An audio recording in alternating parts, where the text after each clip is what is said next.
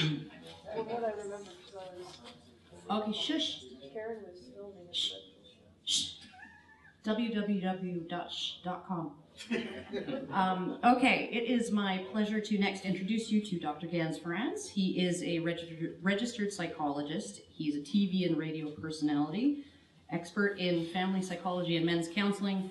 If the men's counseling thing didn't convince you all what a bad person he is, he actually admitted to me with no trace of shame whatsoever that when he was a child, his favorite food was cheese, pickle, and ketchup sandwiches.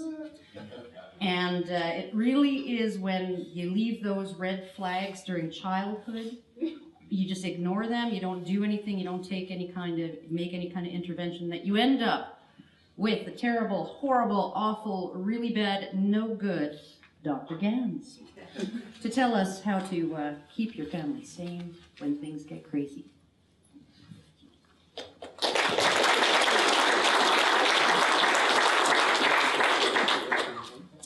Sorry about the delay. How many of you have ever felt stressed out? Excellent, thank you. How many of you would like to have better relationships in your life? Anybody interested in that? Right on, thank you. Hey, listen, so thank you for coming here today. Really appreciate your patience and appreciate you being here. What we're going to show you today is 7 strategies for staying sane in an insane situation, okay?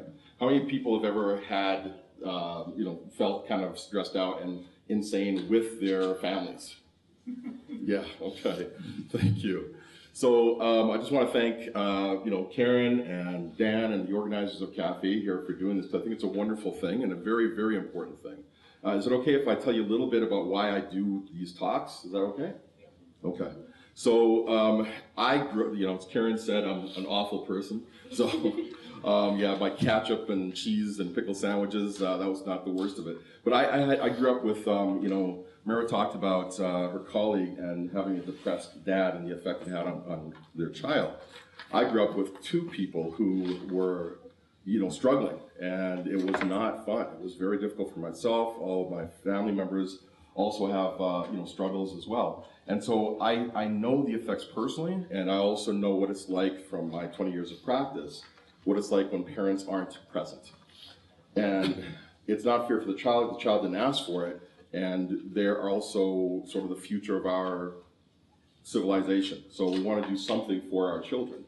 So this is why I come out and I do these talks, because little tweaks, little things that we can know, if I can make a difference in somebody's life, and they can have a happier day, they can make it through the week, they can be kinder to their kids when they go home, that's going to have big ripples that go out into the universe, into the world. Okay, so we're going to have a little talk today. So when I do my presentations, it's really a back and forth. So it's going to be a conversation. So I don't ask rhetorical questions. When I ask questions, I actually want an actual verbal answer. Would that be okay with you guys? Okay. That was a test, by the way. Few people over here got it. So if I ask you a question, can I get a verbal answer back from you guys? Yes. There you go. Thank you. Perfect. So what this is the reason I want that is because what research shows is the more involved the audience is, the more involved we are in learning anything, the better we remember it, the better we're able to use it, the more it sticks, the longer it lasts. So you actually get more by doing more. Is that okay? Yes. Okay, perfect. Thank you. So let's get into it. So let's see. 7 ways of keeping yourself sane in an insane situation. How many people remember this story? The story of the goose that laid the golden egg. Yes. Anybody? Yeah. Yes. Okay, thank you. Good. So the farmer was really poor, couldn't support his family. All he had was a goose, right? And he used to sell the eggs and to buy food. So one day he goes out, looks, and there's a solid gold egg. And the egg, he couldn't believe it, but he takes it into town and he gets it figured, gets it tested. It's true, it's real gold. And so he sells it and becomes rich. Next day he goes out, finds another egg. Next day he goes out and finds another egg. Before long, he's massively wealthy, but he's also impatient. So what he does says, I'm way too important, and I don't have the time to wait for one egg a day, I'm gonna go out, I'm gonna cut the goose open and get all the golden eggs at once. So we know what happens, right? He goes out, grabs the goose by the neck, cuts it open, what does he find? Goose guts, right? Goose guts, there's nothing. He killed the goose that laid the golden egg. Mara was talking about the importance of putting your own mask on first. Well, believe it or not, you are the goose. You are the goose that lays the golden eggs every day. But you're also the farmer. You're the guy or the girl who is responsible for making sure the goose lives a long, healthy life. How many of you would think that it would be smarter to maybe build a little, goose resort and have some goose friends come in and feed the goose lots of goose chow, make the goose nice and happy and healthy and have a long, long life? How many people think that would be a good idea? Yeah, okay. So we have to do the same for ourselves. So this is one of the things that I came up with to help me do this. So a little bit more about my background. I've burnt myself out a couple times, and I know the effect that I have on my kids and my wife when I go home and I'm stressed out and pissed off and tired and exhausted. It's not good. And so this is what I came up with to help me. It's a little program that I put myself in the middle. Now this seems really selfish, right? Oh, okay. So maybe not. You guys are really enlightened then. Okay, because really, this, if you don't have, as Mara said, your own mask on first, you cannot help anybody else. So the sequence goes, I have to look after myself, I look after my partner or spouse if I have them, and then my kids, and then extended family, friends, work, all the other things. But if I put anything else in the middle other than myself, the whole system falls apart, okay? Has anyone ever been exhausted by their boss or their job? Yeah, okay. Okay, so here's a tough one. Has anyone ever been exhausted by their kids? Yeah. If you have kids, your hands up, right? Yeah. Because you know what? Have you ever tried to just give to your kids and, well, let me ask it a different way, or say it a different way. I know parents who have put the kids in the middle, and what happens is they invest everything in the kids. Okay? Kids come first. So then the kids grow up, they haven't developed their own lives, they haven't developed their own relationships. The kids naturally want to do what they want to do, which is to become independent and move on. And I've seen parents who sabotage their kids. They do things to keep them dependent. They do things to guilt them and manipulate them. They maybe even get sick themselves so they can keep the kids around to make sure their investment doesn't go away. Has anyone seen this anywhere? Okay, thank you. Okay, so it doesn't work. So, if you imagine a cascade glass, the champagne glass cascade that you see around New Year's Eve, one glass at the top, glasses, successive levels all the way down. If the guy pours the champagne into the top glass, what happens if he keeps pouring? It cascades down, right? It fills up, it spills over, and all the glasses get filled. That's like this model. You want to pour your energy into the center, okay? If you're well, let's do a little experiment, okay? I'd like everybody to close their eyes for a second, okay? I'm going to imagine something. Imagine that you've just come back from a really good vacation. We had all the food you wanted. You were able to lie on the beach or ski or whatever it was that you wanted to do. There was nobody pulling at you. It was like an all-inclusive. You're well rested. The trip back was good. I see somebody yawning already. That's awesome. And you're at home. What kind of partner do you think you would make? Better or worse? Better. Anybody think there'd be worse partner? No? Okay, good. Your silence on that one. If you and your partner, if the partner was also doing this, what kind of parents do you think you guys would make? Better or worse? Better. If your kids also were doing this, they saw they had happy, well-fed, well-rested parents, what do you think you'd be better when you dealt with the work and the rest of the world knowing that your kids are happy and healthy? Yeah, definitely. So the system works. But we are not taught this, and especially us guys, unfortunately, we are taught to sacrifice. We're taught to put everything else before ourselves. Women do it too, but they do it in a different way. Okay? So this is something that we have to sort of learn and incorporate into our lives. So each circle around here is not just a level, but it's also a boundary, because that's the next thing we have to do. That's point number 2. We got to man the wall. We got to keep our boundaries. Okay? So good boundaries are the ones at the top. Each one of those circles, by the way, I visualize as a fence with two gates in them. So when something comes in that is going to influence stuff on the inside of the circle, we want to take it into that little middle part and see if it's good for what's inside. If the boss wants me to work late, is it going to be good for everything that's inside? Maybe I need the money. Maybe it's going to stress out the kids because I was supposed to take them to one of the recitals or something. So we have to look at that, figure out if it's going to be good. If it is good, we open the inside gate and let it through. But we don't want to have closed boundaries where nothing comes in, because then we starve. And we don't want to have 2 open boundaries because everything just comes through us and takes us out. Does that make sense? Yeah. Okay. So one of the core skills to having good boundaries is the ability to say no. Has anyone ever struggled to say no in here? No. No. Awesome. So we're actually going to do a little bit of practice right now, okay? Is it possible to get the lights turned up? Yeah. No. Yeah, okay. Yeah, thank you. So what I want you to do is get into pairs, okay? Get into pairs, so find a partner and put up your hand. This could take a few minutes, a few seconds. Put up your hand if you don't have a partner. We'll find you a partner.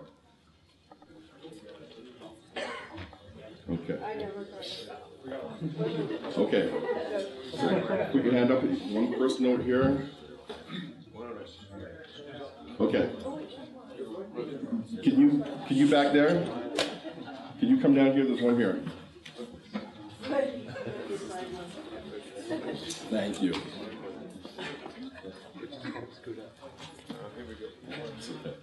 Thank you. Okay, everybody's in partners? All right.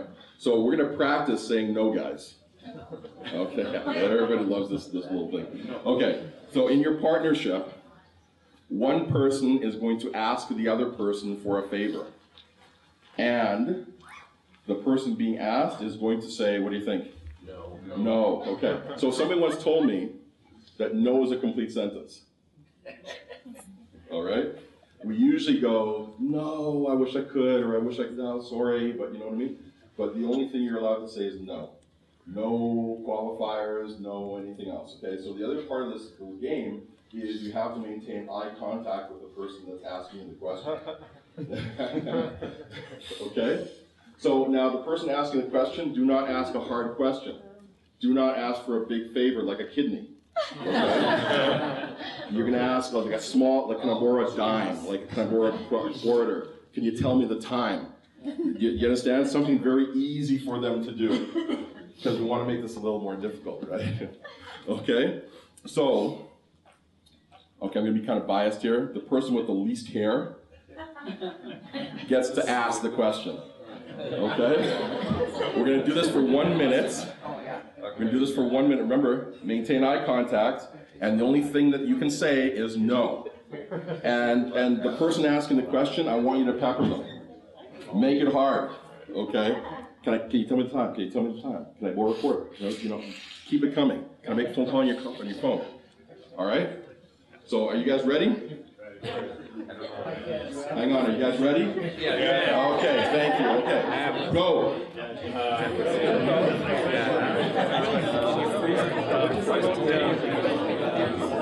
No, why not?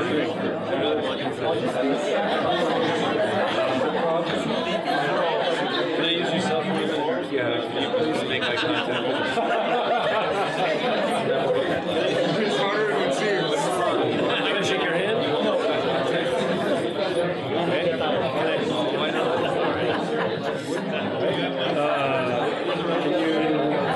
Can you go for a walk? Can you give me a coffee? Want to go for lunch?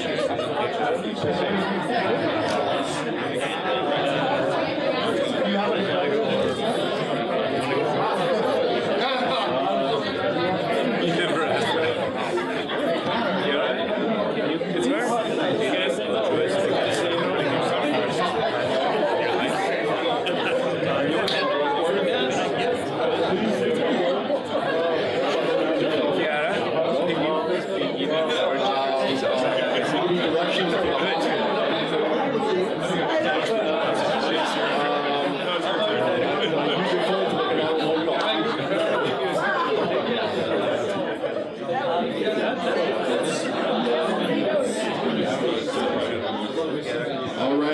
stop, and stop. And stop, please. And stop, please. No, we won't. Very good. You learned the lesson. Okay, switch. Switch partners, please. Switch partners. Okay. And go.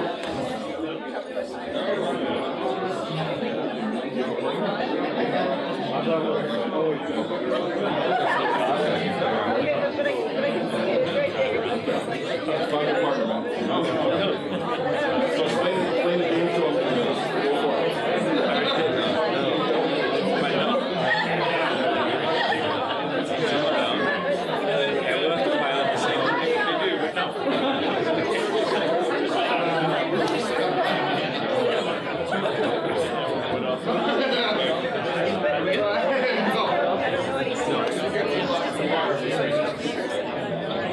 Mike, what else do you? You never ask for that.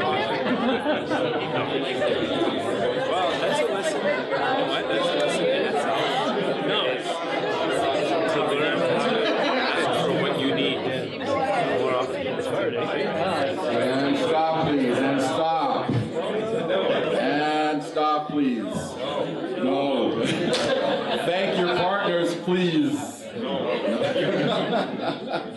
So, what did you learn? Who wants to share? What did you learn from that experiment? Right here. It's very tough to say no when you're looking at someone's eyes, even somebody I don't know. Right. Even somebody you don't know, and when you're looking at somebody's eye, it's hard to say no. But this, you know what this is like? This is like shooting foul shots when you're playing basketball, okay? You're not going to be in the game and shooting foul shots all the time, but when the time comes to shoot foul shots, you want to have that skill. So it's a good, you're stretching yourself. Did it get easier as you went along? No, it didn't get any easier as I went along. It was tough the entire time to look at someone's eyes. Yeah. And I'm going to say this, when somebody asks me for, say, $5, Right. I don't look at them. I say no. Okay. So that's your Somebody's sort walking, I'm walking down the C-Train platform, can I have $5, buddy? Just don't look at them and say no. Right, yeah. So it's a little easier when you don't look, okay? So if somebody's asking for some hard, maybe do it over the phone or over text, right? Something, so yeah, whatever you need to do to keep your boundaries. But thank you for sharing. I saw a hand over here. I learned that I cannot hit my brother, and I don't have to walk the dog when I get home. Okay. Because yeah, those are the questions you asked? Oh, smart. That's brilliant. Thank you. Anybody else? Right I here. also noticed that although asking questions were relatively easy to begin with, the more no's I got, the less I wanted to ask the question. Right, eventually you want to give up, right? Yeah, so if somebody sticks to their guns, Yeah. it's like, okay, I'll stop asking eventually, right? So that's one way What's to keep. the use? Yeah, what's the use, right? And it's like we actually train people how to treat us. You know what I mean? Yeah. So when we accept certain treatment into our lives, they think it's okay because they don't necessarily know. I mean, you think they would know, but they don't. And also, when we can say no, we set up those boundaries, they eventually learn where our lines are. There's a saying I like, it says, good fences make good neighbors, right? If everybody knows the rules of the game, we have a better game, right? Okay, thank you. What I learned was that I don't ask for anything that is easy. I usually wait until it's the hardest thing that I can do for myself. Okay. So I only asked for the big things, but I wasn't allowed to ask for like the Porsche. The Porsche. It was like, can I have a dime? Well, Right. I don't ask to, can I get you to let the cat out? Or Right. I do it myself. Right. That's a really good point. And I think a lot of people are like that. Like how many people kind of suck it up until, they just can't take it anymore? How many people have ever done that in their lives? Right? Okay. So when I do my one-on-one work with like people in my office, sometimes I deal with people with anger issues, okay? And I put big quotations around that because a lot of the people that look crazy and have the anger issues, the explosive anger, they're actually people who do not like conflict. What they do is, they have something happen and they let it go, right? And then something else happens, they let it go. And then something else happens, they let it go. They don't deal with it, they keep letting it go, until there's no more room. And then, okay, here we go. Do you see what I'm saying? And then they look crazy. And they're not crazy, they're just full. Do you see what I'm saying? So the idea is, deal with it here, all right? One of the things that I do is, in my relationships, if I can truly let something go, I let it go. But if it comes back, if I get some feelings about it, if I'm dreaming about it, or next time something happens that's like really bothering me, that means I have to address it. I have to have the courage to go in and address it. Because if I don't, then this whole process starts, right? This kind of might be a little gross analogy, but you know, help you remember. Flush the toilet every time you use it, okay? Same deal. If there's something going on, deal with it right away, get it out of the way and move on. Because I think a lot of people are like that. We don't ask for the little stuff. We only ask for the big stuff when we need it. And then there's all this pressure behind it. Yes? Okay. One more. Anybody else? Well, I learned there are questions to which you cannot reasonably answer no. Gary, what was your question? Oh, I asked him if he would throw me a life jacket because he was drowning in the pool. Okay. That's a hard one. That's brutal. So you could thank him for that, because that's you know, if you say no to that, you're the king of the game. So right on. So assertiveness is important to self-care, yes? You guys forgot already. Assertiveness is important to self-care, yes? Yes. Okay, so you have to, you know, being assertive, practicing that.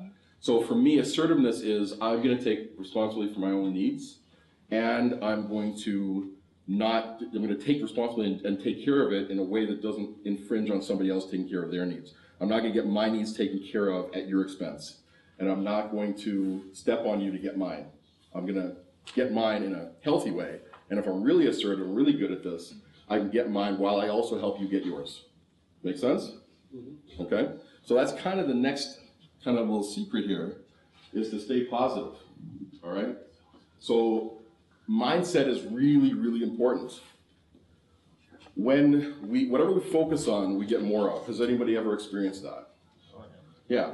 So you go buy a car, and all of a sudden you see the same color, same make of car everywhere on the road, right? Weird thing. Did they just show up one day?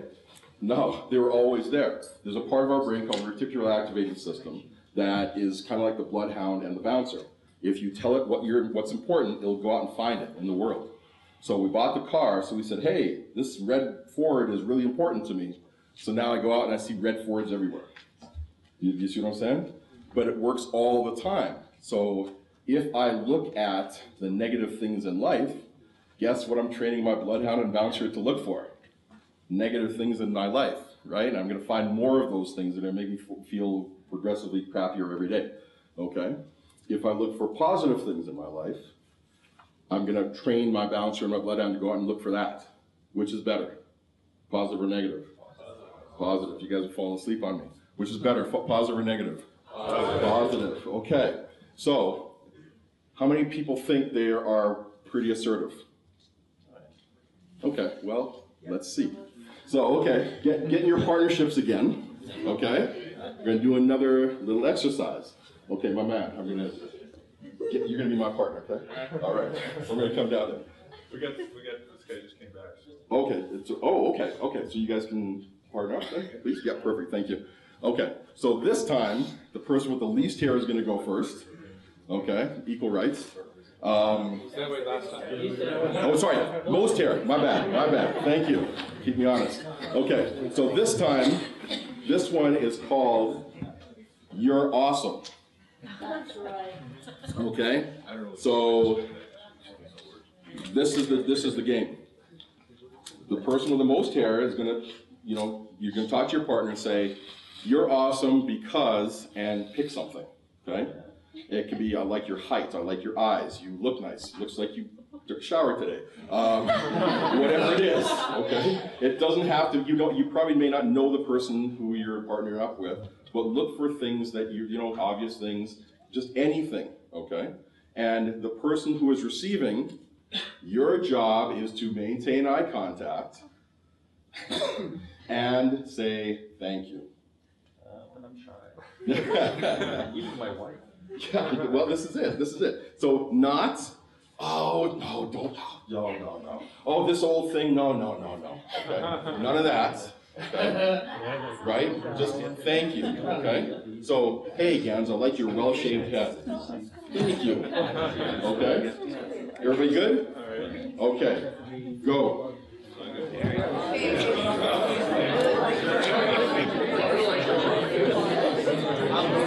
Thank you.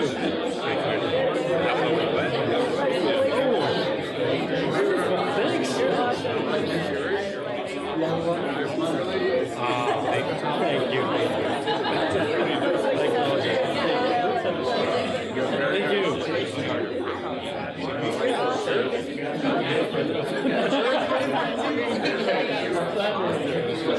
Thank you. Thank you.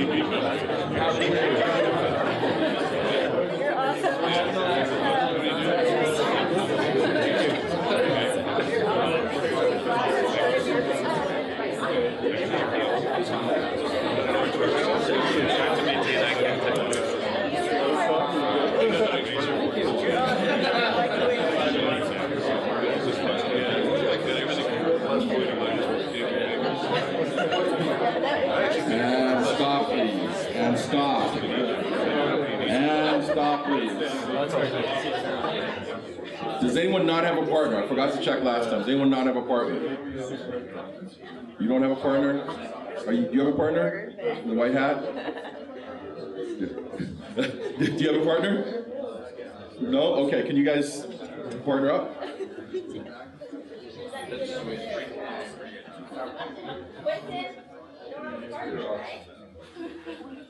Oh, you got a triad? Okay, cool. All right. Okay, so you two get to split 30 seconds, okay? Now the other person is doing the complimenting, and we're just gonna switch, okay? So you guys just do half and half, okay? So 30 seconds, I'll tell you what 30 seconds is. Ready, and go.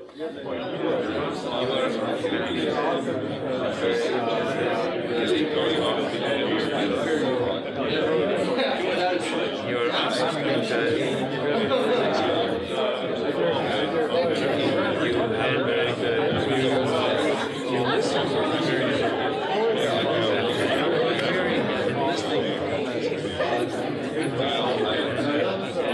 You are awesome.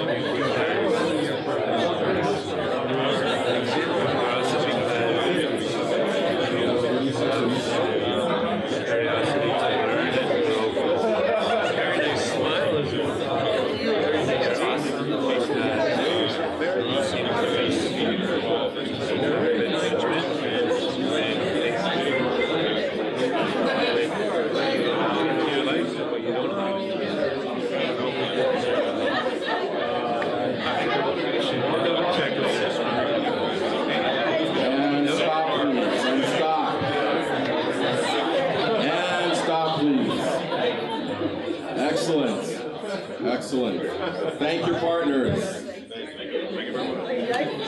What did you learn from that one? What was that one like? Who wants to share? Incredibly uncomfortable. Who said that? Where are you? Incredibly uncomfortable. Okay. Did anyone else feel uncomfortable? Okay. What do you think that is? Yeah. We don't get very many compliments, right? And what, especially as Canadians, we're taught to be super humble. Do you know what I mean?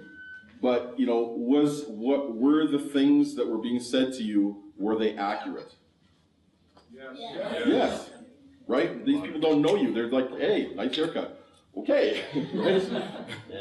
Right. So there's really no reason to not accept it, but it's really a habit. We have a habit of, doing the emotional Aikido with the compliments, right?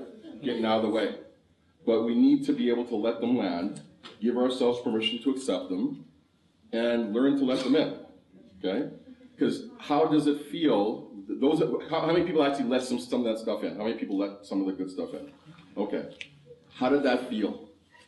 It was good. Do you think you'd be better in the world or worse in the world by letting that in?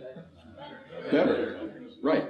So nothing bad. It's not a sinful thing. It's not a selfish thing. It's actually a good and responsible thing, right? So thank you for sharing that. Who else wants to share? Okay, one back there. Canadians are noted, I think, throughout the world for ending every sentence with a question mark. Right. Okay? Our voices go up at the end of the sentence. And that pattern comes from basically saying, I think this, don't you agree? Mm-hmm. So we immediately look for the person to agree with us, as if it doesn't stand on its own. And I think we developed that pattern, all of us, because we didn't do that, we didn't speak that way 50 years ago. Mm-hmm. I mean, as a society, we didn't speak that way 50 years ago. We do now, and I think it reflects a great deal on the fact that we are less likely than a lot of other people, like Americans, for example, not picking on anybody, but Americans or people from the UK and so on, who find it funny that we end every sentence with a question mark. But I think that's a pattern that we've developed, and it's a reflection on Canadians perhaps seeing themselves as humble. Right. Right. Did everyone hear that? Yeah, so the idea is that we you know, when our statements sound like this, as opposed to like this. Okay, so there's a question mark kind of on the end of our statements, and so it is coming from a place where we don't want to be too pushy, we don't want to be too strong, we don't want to whatever, but that does affect our sense of self, our sense of confidence. So, and again, like you pointed out, that we didn't do this 50 years ago, but societally we've kind of drifted in this direction. So it's a learned thing. So if there's a learned thing, we can learn a different thing, right? And so that's a good thing to practice too, is when you say a statement, thank you, thank you, right? Or I really like your hair. I really like your hair. I really like your hair. Right? So we can actually be aware of that and practice that a little bit. So thank you for that. Okay, how much time do I have, John? You're 32 minutes. Okay, perfect, thank you. Okay, so speed through the rest of this. So the next thing is don't compete. Now this one kind of is obvious if everybody's living in the home, do you know what I mean? But sometimes, when you're dealing with situations where the parents are split, there is a tendency, well, they're doing this over at mom's house, what can we do here? And you kind of feel like you have to compete, you got to keep up, okay? That's a losing proposition. It doesn't work. We say in psychology, the opposite of dysfunction is dysfunction. So if you go one too far one side, if you try to react the other way, it's also dysfunctional. So if we're doing something to react to the other side, what the kid gets is the experience of two out-of-balance parents. Whereas if you just figure your path, do what's healthy for the kids, stick to that, that's going to be healthier for the kids. You do not have to compete. Competing is a losing proposition. In time, the kids will understand what the deal is. They may not understand right away. Because little kids, if you give them their way of choosing, they just want ice cream for breakfast every day, right? They're not gonna know what's good for them. So, but we do as parents. So we have to have the courage to be balanced parents. So the kid has at least one healthy parent, even if the other one is like Disneyland mom or Disneyland dad. Make sense? Okay, thank you. The grown-ups have to be the adults. The adults have to be the grown-ups. All right. I do not believe in child-centered home. Okay, because kids do not know what's good for them. The adults have to figure it out and call the shots. Now, so I believe in what I call a benevolent dictatorship, right? Not a democracy, okay? When the kids are little, benevolent dictatorship. I'm in charge and I want to help you grow and teach you how to do life properly. So I'm going to give you some choices, but it's important you understand I'm giving you these choices. These are not your rights necessarily. I'm giving you these choices because I'm trying to help you grow. As the kid gets bigger, the box they live in gets a little bit bigger, right? By the way, our job as parents is to keep the box, like to keep the boundaries of the box. Their job as kids try to get out the box, okay? So that's the game, all right? As the kids get older, the box gets bigger, and hopefully the kids learn those parameters. If they don't learn the parameters, society has another box for them. This one has bars and armed guards. You don't want them to end up in that box. okay? He's saying punch through the bar. Well, if you can, sure. It doesn't work very well, break your hand. So, but this is it. The adults have to work together to be the adults.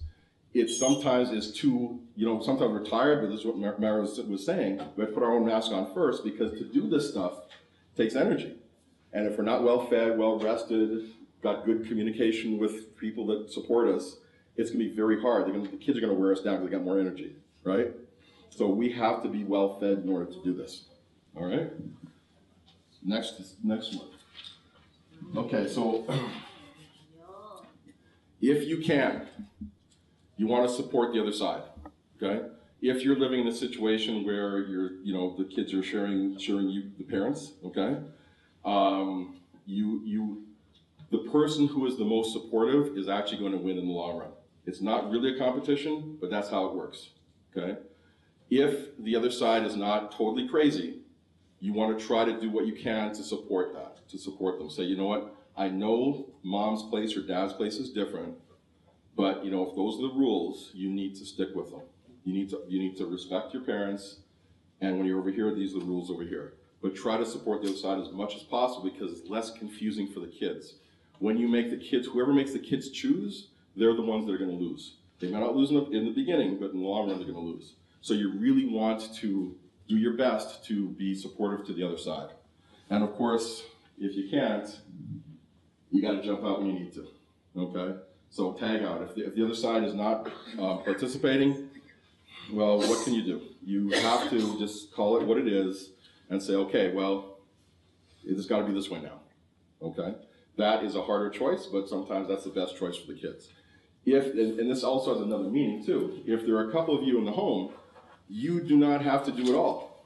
Like you were saying, my friend, you don't always ask for somebody to take the cat out, right? You can. Tag team, right? There's two of you. You please take the cat out today. I need to take a nap, right? Everybody wins if that happens. Make sense? Okay, how much time do I got? 37 minutes. Okay, perfect. Okay. Almost 5 minutes. Almost 5 minutes. All right, so one more exercise, because assertiveness is really, really important. All right? So, in your partnerships again, all right, everybody's in the partners. Does anyone not have a partner? Everybody's good? Okay. So, dealer's choice on this one as to who goes first. All right, but you have to decide in 5 seconds or less. This game, this one's called, till we did no. We did you're awesome, right? This one's called I'm awesome. Okay? So this one, the person who starts is going to talk about how awesome they are. All right? So listen. You don't have to solve climate change or cure cancer to be awesome. I have size 10 feet. I love that. I'm awesome because I have size 10 feet. I'm awesome because I'm bald. I'm awesome because whatever, okay? So you think about some things, and I'll give you some time to prepare about why you're awesome, and if you run out of stuff, repeat, okay? And if you run out of those things, just say I'm awesome because I'm awesome. But you got to keep doing it, all right? The person on the receiving end, their job is to keep eye contact, smile and say, yes, you are. Okay? You've got 30 seconds to prepare. 30 seconds to prepare, and I'm going to tell you when to go. Okay, so you start thinking about your awesomeness now. Yes, you are. Start thinking about how awesome you are. Because you have to go in 1 second.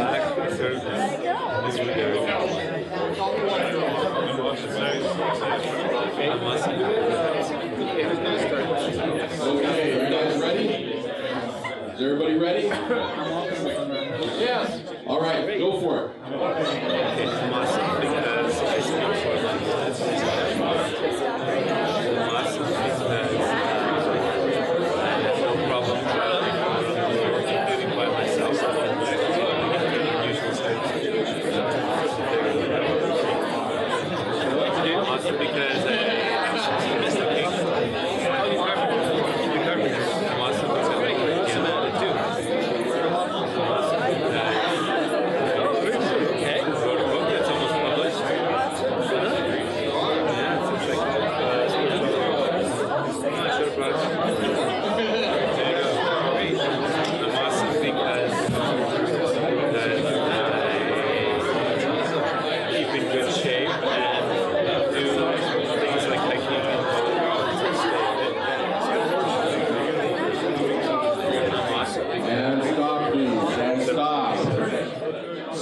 partners, or not switch partners, but you know, the other person gets to tell you how awesome they are. Ready, and go.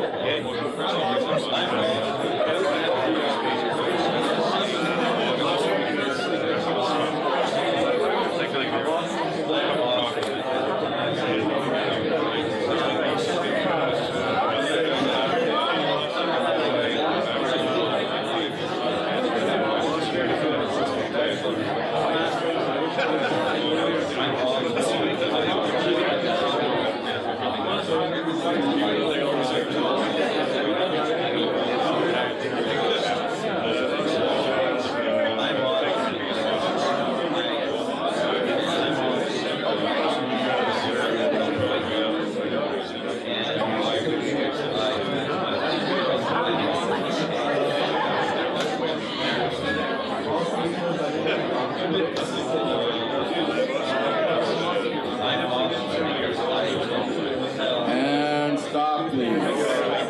And stop. And stop. What did you learn? What was that like? Good. I'm awesome. Good. You're awesome. It's awesome. Do you feel like your energy level is higher or lower than when we started? Higher. Would that make you better or worse at your job? Awesome. Awesome. Better or worse as a parent? Better. Better. Better or worse as a partner? Better. How is any of this bad? In no manner. In no manner. Okay? But again, you know, you point out, as Canadians, we have this humility fetish kind of thing happening, right? And it's not necessarily useful for us. Okay? We are awesome. Everybody here is perfect in their own way, and we get to evolve in whatever direction makes sense for us. So we don't have to stop going just because we're perfect. But we're already there, and we get to keep going. Is that awesome or is that awesome? Awesome. Awesome. Okay. I want to thank you for spending the time with me today, and appreciate it. And I hope you guys have a good rest of the presentation. Thank you.